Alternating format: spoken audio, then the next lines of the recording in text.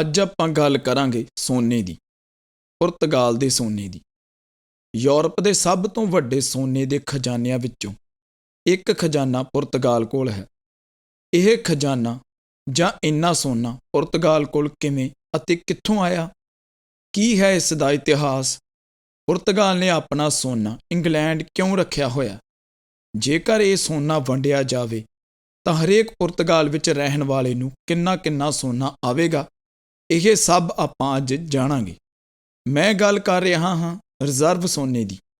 ਹਰੇਕ ਦੇਸ਼ ਕੋਲ ਆਪਣਾ ਇੱਕ ਰਿਜ਼ਰਵ ਸੋਨਾ ਹੁੰਦਾ। ਜੇ ਆਪਾਂ ਪੁਰਤਗਾਲ ਦੇ ਰਿਜ਼ਰਵ ਸੋਨੇ ਦੀ ਗੱਲ ਕਰੀਏ ਤਾਂ ਪੁਰਤਗਾਲ ਕੋਲ 383 ਟਨ ਸੋਨਾ ਹੈ। ਜੇਕਰ ਹੁਣ ਦਾ ਸੋਨੇ ਦਾ ਰੇਟ ਦੇਖੀਏ ਤਾਂ ਇਸ ਦੀ ਕੀਮਤ 54 ਬਿਲੀਅਨ ਯੂਰੋ ਬਣਦੀ ਹੈ। ਪੁਰਤਗਾਲ 54 ਬਿਲੀਅਨ ਯੂਰੋ ਦੇ ਸੋਨੇ ਦਾ ਮਾਲਕ ਹੈ। ਦੁਨੀਆ ਦੇ ਸਾਰੇ ਦੇਸ਼ਾਂ ਦੀ ਰੈਂਕਿੰਗ ਦੇਖੀਏ ਤਾਂ ਪੁਰਤਗਾਲ ਦੁਨੀਆ ਦੇ ਪਹਿਲੇ 15 ਦੇਸ਼ਾਂ ਵਿੱਚ ਆਉਂਦਾ ਹੈ ਜਿਨ੍ਹਾਂ ਕੋਲ ਜ਼ਿਆਦਾ ਸੋਨਾ ਹੈ। ਪੁਰਤਗਾਲ ਦਾ ਨੰਬਰ 13 ਹੈ। ਅਮਰੀਕਾ 1 ਨੰਬਰ 'ਤੇ ਹੈ ਅਤੇ ਇੰਡੀਆ 9ਵੇਂ ਨੰਬਰ 'ਤੇ ਹੈ। ਜੇਕਰ ਯੂਰਪ ਦੇ ਦੇਸ਼ਾਂ ਦੀ ਰੈਂਕਿੰਗ ਦੇਖੀਏ ਤਾਂ ਪੁਰਤਗਾਲ ਦਾ 5ਵਾਂ ਨੰਬਰ ਬਣਦਾ ਹੈ। ਜੇਕਰ ਯੂਰਪ ਦੇ ਦੇਸ਼ਾਂ ਦੀ ਰੈਂਕਿੰਗ ਦੇਖੀਏ ਤਾਂ ਪੁਰਤਗਾਲ ਦਾ 5ਵਾਂ ਨੰਬਰ ਹੈ। ਯੂਰਪ ਦੇ 5ਵੇਂ ਨੰਬਰ ਦਾ ਦੇਸ਼ ਹੈ ਪੁਰਤਗਾਲ, ਜਿਸ ਕੋਲ ਸਭ ਤੋਂ ਜ਼ਿਆਦਾ ਸੋਨਾ ਹੈ। ਗੱਲ ਤਾਂ ਹੈਰਾਨ ਕਰਦੀ ਹੈ ਕਿ ਇੱਕ ਗਰੀਬ ਜਿਹੇ ਦਿਸਣ ਵਾਲੇ ਪੁਰਤਗਾਲ ਵਿੱਚ ਇੰਨਾ ਸੋਨਾ ਆਇਆ ਕਿੱਥੋਂ? ਇਹ ਜਾਣਨ ਲਈ ਆਪਾਂ ਨੂੰ ਹਿਸਟਰੀ ਵਿੱਚ ਜਾਣਾ ਪਵੇਗਾ ਤੇ ਆਜੋ ਫਿਰ ਇੱਕ ਝਾਤ ਇਤਿਹਾਸ ਵਿੱਚ ਮਾਰ ਕੇ ਪਤਾ ਕਰਦੇ ਹਾਂ। 18ਵੀਂ ਸਦੀ ਵਿੱਚ ਪੁਰਤਗਾਲ ਨੂੰ ਬ੍ਰਾਜ਼ੀਲ ਤੋਂ ਬਹੁਤ ਸਾਰਾ ਸੋਨਾ ਮਿਲਿਆ। ਉਸ ਸਮੇਂ ਬ੍ਰਾਜ਼ੀਲ ਪੁਰਤਗਾਲ ਦੀ ਕਲੋਨੀ ਸੀ ਅਤੇ ਪੁਰਤਗਾਲ ਦਾ ਉੱਥੇ ਕੰਟਰੋਲ ਸੀ। ਮਿਨਾਸ ਜੈਰਸ ਜਗ੍ਹਾ 'ਤੇ ਬਹੁਤ ਹੀ ਵੱਡੀ ਮਾਤਰਾ ਵਿੱਚ ਸੋਨੇ ਦੀਆਂ ਖਾਣਾਂ ਮਿਲੀਆਂ। ਸ਼ਿਪ ਭਰ ਭਰ ਕੇ ਸੋਨਾ ਪੁਰਤਗਾਲ ਆਉਣ ਲੱਗਾ। ਸਾਰਾ ਸੋਨਾ ਲਿਸਬਨ ਸ਼ਹਿਰ ਪਹੁੰਚਦਾ ਸੀ। ਪੁਰਤਗਾਲ ਨੇ ਅਫਰੀਕਾ ਦੇ ਗੋਲਡ ਕੋਸਟ, ਜਿਹਨੂੰ ਅੱਜ ਕੱਲ੍ਹ ਘਾਨਾ ਕਿਹਾ ਜਾਂਦਾ ਹੈ, ਉੱਥੋਂ ਵੀ ਬਹੁਤ ਸਾਰਾ ਸੋਨਾ ਲਿਆਂਦਾ। ਇੰਡੀਆ ਅਤੇ ਹੋਰ ਕਲੋਨੀਆਂ ਤੋਂ ਵੀ ਸੋਨਾ ਲਿਆਂਦਾ। ਪਰ ਜੋ ਜ਼ਿਆਦਾ ਮਾਤਰਾ ਸੋਨੇ ਦੀ ਵਧੀ ਉਸ ਦਾ ਕਾਰਨ ਬਣੀ ਵਰਲਡ ਵਾਰ 2, ਦੂਜਾ ਵਿਸ਼ਵ ਯੁੱਧ। ਦੂਜੇ ਵਿਸ਼ਵ ਯੁੱਧ ਵਿੱਚ ਪੁਰਤਗਾਲ ਨੇ ਦਿਮਾਗ ਵਰਤਿਆ ਅਤੇ ਨਿਊਟਰਲ ਚੱਲਿਆ, ਮਤਲਬ ਕਿ ਲੜਾਈ ਵਿੱਚ ਕਿਸੇ ਵੀ ਧਿਰ ਦਾ ਸਾਥ ਨਹੀਂ ਦਿੱਤਾ ਅਤੇ ਬਿਜ਼ਨਸ ਕੀਤਾ। ਪੁਰਤਗਾਲ ਨੇ ਨਾਜ਼ੀ ਜਰਮਨੀ ਨੂੰ ਟੰਗਸਟਨ ਵੇਚਿਆ ਅਤੇ ਬਦਲੇ ਵਿੱਚ ਸੋਨਾ ਲਿਆ। ਕੱਲਾ ਨਾਜ਼ੀਆਂ ਨੂੰ ਹੀ ਨਹੀਂ, ਦੂਜੀ ਧਿਰ ਨੂੰ ਵੀ ਵੇਚਿਆ ਅਤੇ ਸੋਨਾ ਲਿਆ।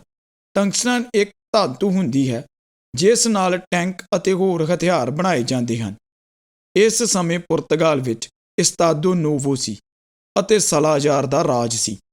ਸਲਾਜ਼ਾਰ ਇੱਕ ਤਾਨਾਸ਼ਾਹ ਵਜੋਂ ਜਾਣਿਆ ਜਾਂਦਾ ਹੈ, ਪਰ ਉਸ ਨੇ ਪੁਰਤਗਾਲ ਲਈ ਸਭ ਤੋਂ ਜ਼ਿਆਦਾ ਸੋਨਾ ਇਕੱਠਾ ਕੀਤਾ। ਕੁਝ ਸਰੋਤ ਦੱਸਦੇ ਹਨ ਕਿ 1970 ਤੋਂ ਪਹਿਲਾਂ ਤੇ ਆਸ-ਪਾਸ ਪੁਰਤਗਾਲ ਕੋਲ 800 ਟਨ ਤੋਂ ਜ਼ਿਆਦਾ ਸੋਨਾ ਇਕੱਠਾ ਹੋ ਗਿਆ ਸੀ। ਜ਼ਿਆਦਾ ਸੋਨਾ ਪੁਰਤਗਾਲ ਕੋਲ ਵਰਲਡ ਵਾਰ 2 ਵਿੱਚ ਇਕੱਠਾ ਹੋਇਆ। ਪੁਰਤਗਾਲ ਲੜਿਆ ਨਹੀਂ ਅਤੇ ਦਿਮਾਗ ਵਰਤ ਕੇ ਸੋਨਾ ਇਕੱਠਾ ਕੀਤਾ। ਹੁਣ ਦੁਬਾਰਾ ਤੁਹਾਨੂੰ ਪਿੱਛੇ ਲੈ ਕੇ ਜਾਣਾ। 18ਵੀਂ ਸਦੀ ਵਿੱਚ ਜਦੋਂ ਬ੍ਰਾਜ਼ੀਲ ਅਤੇ ਹੋਰ ਦੇਸ਼ਾਂ ਤੋਂ ਸੋਨਾ ਭਰ ਭਰ ਕੇ ਆ ਰਿਹਾ ਸੀ, ਉਸ ਸਮੇਂ ਪੁਰਤਗਾਲ ਦਾ ਰਾਜਾ ਸੀ ਜੁਆਓ 5ਵਾਂ। ਰਾਜੇ ਹੋਰਾਂ ਨੇ ਮਹਿਲ ਬਣਵਾਏ, ਚਰਚਾਂ ਬਣਾਈਆਂ, ਯੂਰਪ ਦੇ ਹੋਰ ਦੇਸ਼ਾਂ ਦੇ ਰਾਜਿਆਂ ਨੂੰ ਤੋਹਫੇ ਦਿੱਤੇ। ਪੁਰਤਗਾਲ ਇੱਕ ਬਹੁਤ ਹੀ ਅਮੀਰ ਦੇਸ਼ ਬਣ ਗਿਆ ਸੀ।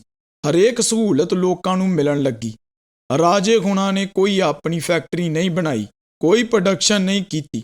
ਉਸ ਸੋਨੇ ਨਾਲ ਹਰੇਕ ਚੀਜ਼ ਬਾਹਰੋਂ ਆਯਾਤ ਕਰਨ ਲੱਗੇ। ਹਰੇਕ ਚੀਜ਼ ਦੂਜੇ ਦੇਸ਼ਾਂ ਤੋਂ ਆਉਣ ਲੱਗੀ। ਇੱਥੋਂ ਤੱਕ ਕਿ ਖੇਤੀ ਲਈ ਜ਼ਮੀਨ ਵੀ ਉਪਜਾਊ ਨਹੀਂ ਕੀਤੀ, ਕਿਉਂਕਿ ਵਾਧੂ ਸੋਨਾ ਸੀ। ਬਾਹਰੋਂ ਸਭ ਕੁਝ ਖਰੀਦਦੇ ਸੀ। ਇਸ ਸਭ ਕਰਕੇ ਇੱਕ ਸਮੱਸਿਆ ਹੋ ਗਈ ਕਿ ਲੋਕ ਆਲਸੀ ਹੋ ਗਏ। ਜਿੰਨਾ ਸੋਨਾ ਆਇਆ ਓਨਾ ਦੇਸ਼ ਕਮਜ਼ੋਰ ਹੁੰਦਾ ਗਿਆ। ਕਈ ਵਾਰ ਸੋਚਦਾ ਹੁੰਨਾ ਕਿ ਪੁਰਤਗਾਲ ਵੱਲੋਂ ਅੱਧੀ ਨਾਲੋਂ ਜ਼ਿਆਦਾ ਦੁਨੀਆ 'ਤੇ ਰਾਜ ਕਰਨ ਦੇ ਬਾਵਜੂਦ ਵੀ ਗਰੀਬ ਕਿੱਦਾਂ ਹੋ ਗਿਆ। ਹੁਣ ਲੱਗਦਾ ਕਿ ਇਸ ਦਾ ਵੱਡਾ ਕਾਰਨ ਸੋਨਾ ਹੈ। ਆਲਸ ਵਾਲੀ ਗੱਲ ਸ਼ਾਇਦ ਹੁਣ ਵੀ ਜ਼ੋਰਾਂ 'ਤੇ ਹੈ। 2 ਕੁ ਸਾਲ ਪਹਿਲਾਂ ਇੱਕ ਕਵਿਤਾ ਲਿਖੀ ਸੀ। ਇਸ ਵਿੱਚ ਇੱਕ ਲਾਈਨ ਸੁਭਾਵਿਕ ਹੀ ਲਿਖੀ ਗਈ ਸੀ ਕਿ ਇਨਸਾਨ ਦਾ ਸੁਭਾਅ ਉਹਦੇ ਬੀਤੇ ਹੋਏ ਸਮੇਂ ਵਿੱਚੋਂ ਨਿਕਲਦਾ। ਇਹ ਲਾਈਨ ਹੂਬਹੂ ਪੁਰਤਗਾਲ 'ਤੇ ਢੁਕਦੀ ਹੈ। ਹੁਣ ਤੱਕ ਆਪਾਂ ਇਹ ਜਾਣ ਲਿਆ ਕਿ ਪੁਰਤਗਾਲ ਕੋਲ ਇੰਨਾ ਸੋਨਾ ਕਿਵੇਂ ਆਇਆ। ਹੁਣ ਇੱਕ ਗੱਲ ਹੈਰਾਨ ਕਰਦੀ ਹੋਵੇਗੀ ਕਿ ਪੁਰਤਗਾਲ ਦਾ ਸੋਨਾ ਇੰਗਲੈਂਡ ਵਿੱਚ ਕੀ ਕਰ ਰਿਹਾ ਹੈ। ਪੁਰਤਗਾਲ ਨੇ ਸੋਨਾ ਇੰਗਲੈਂਡ ਨੂੰ ਕਿਉਂ ਦਿੱਤਾ? ਪੁਰਤਗਾਲ ਦਾ 45% ਸੋਨਾ ਪੁਰਤਗਾਲ ਵਿੱਚ ਹੈ। ਕੈਰੇਗਾਡੋ ਜਗ੍ਹਾ ਹੈ ਜੋ ਨਾਰਥ ਵਿੱਚ ਪੈਂਦੀ ਹੈ, ਉੱਥੇ ਰੱਖਿਆ ਹੋਇਆ। ਬਾਕੀ ਦਾ 55% ਸੋਨਾ ਲੰਡਨ ਰੱਖਿਆ ਹੋਇਆ। ਲੰਡਨ ਕਿਉਂ? ਲੰਡਨ ਸ਼ਹਿਰ ਸਾਰੀ ਦੁਨੀਆ ਦੀ ਸੋਨੇ ਦੀ ਮੰਡੀ ਹੈ। ਹਰ ਰੋਜ਼ ਦੁਨੀਆ ਦਾ 70% ਸੋਨਾ ਉੱਥੇ ਵੇਚਿਆ ਜਾਂਦਾ ਹੈ। ਪੁਰਤਗਾਲ ਦਾ ਸੋਨਾ ਲੰਡਨ ਵਿੱਚ ਰੱਖਣ ਦਾ ਕਾਰਨ ਹੈ ਕਿ ਜੇਕਰ ਦੇਸ਼ ਵਿੱਚ ਕੋਈ ਕੁਦਰਤੀ ਆਫਤ ਆ ਜਾਵੇ, ਸੋਨਾ ਨਸ਼ਟ ਹੋ ਜਾਵੇ, ਸੜ ਜਾਵੇ ਜਾਂ ਚੋਰੀ ਹੋ ਜਾਵੇ ਤਾਂ ਲੰਡਨ ਪਿਆ ਸੋਨਾ ਬਚ ਜਾਵੇਗਾ। ਜੇਕਰ ਉੱਥੇ ਵਾਲੇ ਨਾਲ ਇਦਾਂ ਹੋ ਜਾਵੇ ਤਾਂ ਇੱਥੇ ਵਾਲਾ ਬਚ ਜਾਵੇਗਾ। ਜੇਕਰ ਦੇਸ਼ ਵਿੱਚ ਕੋਈ ਆਰਥਿਕ ਮੰਦੀ ਆਉਂਦੀ ਹੈ ਤਾਂ ਉਸ ਸੋਨੇ ਨੂੰ ਲੰਡਨ ਵਿੱਚ ਵੇਚ ਕੇ ਉਸੇ ਸਮੇਂ ਪੈਸੇ ਲੈ ਕੇ ਅਰਥ ਵਿਵਸਥਾ ਨੂੰ ਚੱਲਦਾ ਰੱਖਿਆ ਜਾ ਸਕਦਾ ਹੈ। ਉੱਥੇ ਸੋਨੇ ਤੇ ਲੋਨ ਵੀ ਮਿਲ ਜਾਂਦਾ ਹੈ, ਜਿਵੇਂ ਕਿ 1977, 1983 ਅਤੇ 2011 ਵਿੱਚ IMF ਤੋਂ ਲੋਨ ਲਈ ਸੋਨਾ ਵਰਤਿਆ ਗਿਆ ਸੀ। ਲੰਡਨ ਵਿੱਚ ਸੋਨਾ ਬੈਂਕ ਆਫ ਇੰਗਲੈਂਡ ਦੇ ਗੁਪਤ ਭੰਡਾਰਾਂ ਵਿੱਚ ਪਿਆ ਹੋਇਆ, ਜਿਸ ਦਾ ਕਿਸੇ ਨੂੰ ਨਹੀਂ ਪਤਾ। ਜੇਕਰ ਤੁਸੀਂ ਪੁਰਤਗਾਲ ਤੋਂ ਲੈ ਕੇ ਸੋਨਾ ਲੰਡਨ ਵੇਚਣ ਜਾਓਗੇ ਤਾਂ ਬਹੁਤ ਟਾਈਮ ਲੱਗੇਗਾ ਅਤੇ ਬਹੁਤ ਖਰਚਾ ਵੀ ਆਵੇਗਾ। ਇਸ ਲਈ ਬਹੁਤ ਸਾਰੇ ਦੇਸ਼ਾਂ ਨੇ ਸੋਨਾ ਉੱਥੇ ਰੱਖਿਆ ਹੋਇਆ। ਜੇ ਕਹਿੰਦੇ ਹੋ ਤਾਂ ਇੱਥੇ ਇੱਕ ਕੌਨਸਪੀਰੈਂਸੀ ਬਣਾ ਦੇਣਾ ਕਿ ਲੰਡਨ ਸਾਰੇ ਦੇਸ਼ਾਂ ਦਾ ਸੋਨਾ ਉਹਨਾਂ ਕੋਲ ਪਿਆ ਜੋ ਦੁਨੀਆ ਕੰਟਰੋਲ ਕਰਦੇ ਨੇ। ਅੱਗੇ ਕਿਸੇ ਨਾਲ ਗੱਲ ਨਾ ਕਰਿਓ। ਲਓ ਬਣ ਗਈ ਕੌਨਸਪੀਰੈਂਸੀ। ਕੌਨਸਪੀਰੈਂਸੀ ਅੱਖਰ ਮੈਨੂੰ ਅੰਗਰੇਜ਼ੀ ਭਾਸ਼ਾ ਦਾ ਸਭ ਤੋਂ ਮਾੜਾ ਅੱਖਰ ਲੱਗਦਾ, ਜਿਹਦੇ ਪਰਛਾਵੇਂ ਹੇਠ ਸੱਚ ਝੂਠ ਸਭ ਦੱਬਿਆ ਜਾਂਦਾ। ਆਪਾਂ ਆਨੇ ਆ ਆਪਣੇ ਟੌਪਿਕ ਤੇ ਵਾਪਸ। ਪੁਰਤਗਾਲ ਨੇ ਸੋਨਾ ਉਦੋਂ ਵਰਤਿਆ ਸੀ ਜਦੋਂ ਪੁਰਤਗਾਲ ਯੂਰਪੀਅਨ ਯੂਨੀਅਨ ਵਿੱਚ ਸ਼ਾਮਿਲ ਹੋਇਆ ਸੀ। ਕੁਝ ਸੋਨਾ ਪੁਰਤਗਾਲ ਨੂੰ ਵੇਚਣਾ ਪਿਆ ਸੀ। ਪੁਰਤਗਾਲ ਯੂਰਪੀਅਨ ਯੂਨੀਅਨ ਵਿੱਚ ਸ਼ਾਮਿਲ ਹੋਇਆ ਸੀ ਪਰ ਸੋਨੇ ਤੇ ਹੱਕ ਆਪਣਾ ਰੱਖਿਆ ਸੀ। ਸੋਨੇ ਨੂੰ ਯੂਰੋ ਸੈਂਟਰਲ ਬੈਂਕ ਵਿੱਚ ਜਮ੍ਹਾਂ ਨਹੀਂ ਕਰਵਾਇਆ ਸੀ। ਮਾਲਕੀਅਤ ਅੱਜ ਵੀ ਪੁਰਤਗਾਲ ਕੋਲ ਹੈ। ਪੁਰਤਗਾਲ ਲਈ ਸੋਨਾ ਬੀਮਾ ਪਾਲਿਸੀ ਵਾਂਗੂ ਹੈ। ਜੇਕਰ ਕੋਈ ਯੁੱਧ, ਮਹਿੰਗਾਈ ਜਾਂ ਯੂਰੋ ਖਤਮ ਹੋ ਜਾਵੇ ਤਾਂ ਸੋਨੇ ਨਾਲ ਦੇਸ਼ ਬਚੇਗਾ।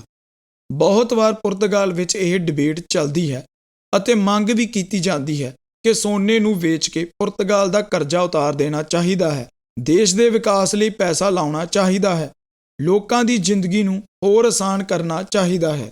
ਪਰ ਬੈਂਕ ਆਫ ਪੁਰਤਗਾਲ ਕਹਿੰਦਾ ਹੈ ਕਿ ਨਹੀਂ, ਸੋਨੇ ਨੂੰ ਔਖੇ ਸਮੇਂ ਲਈ ਰੱਖੋ। ਹੁਣ ਜੇ ਪੁਰਤਗਾਲ ਦੇ ਪਰ ਕਾਪੀਤਾ ਦੇ ਹਿਸਾਬ ਨਾਲ ਐਵਰੇਜ ਕੱਢੀਏ ਤਾਂ ਪੁਰਤਗਾਲ ਦੀ 1 ਕਰੋੜ ਤੋਂ ਥੋੜ੍ਹੀ ਜ਼ਿਆਦਾ ਆਬਾਦੀ ਹੈ। 386 ਟਨ ਸੋਨੇ ਦੇ ਵਿੱਚੋਂ ਜੇਕਰ ਹਰੇਕ ਪੁਰਤਗਾਲ ਰਹਿਣ ਵਾਲੇ ਬੰਦੇ ਨੂੰ ਸੋਨਾ ਵੰਡਿਆ ਜਾਵੇ ਤਾਂ ਹਰੇਕ ਨੂੰ 35 ਤੋਂ 36 ਗ੍ਰਾਮ ਸੋਨਾ ਆਵੇਗਾ, ਭਾਵ ਕਿ 3.5 ਤੋਲੇ ਤੋਂ ਥੋੜ੍ਹਾ ਜ਼ਿਆਦਾ ਸੋਨਾ ਹਰੇਕ ਬੰਦੇ ਨੂੰ ਆਵੇਗਾ। ਜੇਕਰ ਆਪਾਂ ਅਮਰੀਕਾ ਅਤੇ ਸਪੇਨ ਦੀ ਗੱਲ ਕਰੀਏ ਤਾਂ ਇੱਥੋਂ ਦੇ ਲੋਕਾਂ ਨਾਲੋਂ ਜ਼ਿਆਦਾ ਸੋਨਾ ਪੁਰਤਗਾਲ ਦੇ ਲੋਕਾਂ ਨੂੰ ਆਵੇਗਾ। ਬੇਸ਼ੱਕ ਅਮਰੀਕਾ ਕੋਲ ਸੋਨਾ ਜ਼ਿਆਦਾ ਹੈ ਪਰ ਉੱਥੇ ਦੀ ਪੋਪੂਲੇਸ਼ਨ ਵੀ ਪੁਰਤਗਾਲ ਨਾਲੋਂ ਜ਼ਿਆਦਾ ਹੈ। ਪੁਰਤਗਾਲ ਵਿੱਚ ਸੋਨੇ ਬਾਰੇ ਕੁਝ ਗੱਲਾਂ ਜਾਣ ਲੈਂਦੇ ਹਾਂ। ਇੰਡੀਆ, ਇੰਗਲੈਂਡ ਅਤੇ ਦੁਨੀਆ ਦੇ ਹੋਰ ਦੇਸ਼ ਜਿਨ੍ਹਾਂ ਵਿੱਚ 22, 24 ਅਤੇ 18 ਕੈਰਟ ਸੋਨਾ ਚੱਲਦਾ ਹੈ। ਸਿਰਫ ਪੁਰਤਗਾਲ ਦੁਨੀਆ ਦਾ ਇੱਕ ਅਜਿਹਾ ਦੇਸ਼ ਹੈ ਜਿੱਥੇ 19.2 ਕੈਰਟ ਸੋਨਾ ਚੱਲਦਾ ਹੈ, ਜਿਸ ਵਿੱਚ 80% ਪਿਓਰ ਸੋਨਾ ਹੁੰਦਾ ਹੈ। ਇਹ 1882 ਤੋਂ ਚੱਲਿਆ ਆ ਰਿਹਾ ਆਫੀਸ਼ੀਅਲ ਸਟੈਂਡਰਡ ਹੈ। ਪੁਰਤਗਾਲ ਵਿੱਚ ਤੁਸੀਂ ਸੋਨਾ ਖਰੀਦ ਅਤੇ ਵੇਚ ਸਕਦੇ ਹੋ, ਇਸ ਉੱਪਰ ਕੋਈ ਪਾਬੰਦੀ ਨਹੀਂ ਹੈ। ਪੁਰਤਗਾਲ ਸੋਨੇ ਦੀਆਂ ਦੁਕਾਨਾਂ ਬਾਹਰ ਕੰਪਰੋ ਔਰੋ ਲਿਖਿਆ ਹੁੰਦਾ ਹੈ। ਔਰੋ ਪੁਰਤਗਾਲੀ ਭਾਸ਼ਾ ਵਿੱਚ ਸੋਨੇ ਨੂੰ ਕਿਹਾ ਜਾਂਦਾ ਹੈ। ਸੋ ਇਹ ਸੀ ਪੁਰਤਗਾਲ ਦੇ ਸੋਨੇ ਦੀ ਬ੍ਰਾਜ਼ੀਲ ਦੀਆਂ ਖਾਨਾਂ ਤੋਂ ਲੰਡਨ ਦੇ ਗੋਦਾਮਾਂ ਤੱਕ ਦੀ ਬੇਸਿਕ ਜਿਹੀ ਕਹਾਣੀ। ਤੁਹਾਡੇ ਹਿਸਾਬ ਨਾਲ ਸੋਨਾ ਕੀ ਹੈ? ਪੁਰਤਗਾਲ ਨੂੰ ਇਸ ਸੋਨੇ ਨਾਲ ਕੀ ਕਰਨਾ ਚਾਹੀਦਾ ਹੈ? ਆਪਣੇ ਵਿਚਾਰ ਕਮੈਂਟਾਂ ਵਿੱਚ ਜ਼ਰੂਰ ਦਿਓ। ਕਮੈਂਟ ਜ਼ਰੂਰ ਕਰੋ, ਸ਼ੇਅਰ ਕਰੋ। ਮਿਲਦੇ ਹਾਂ ਪੁਰਤਗਾਲ ਦੀ ਕਿਸੇ ਹੋਰ ਕਹਾਣੀ ਨਾਲ। ਧੰਨਵਾਦ।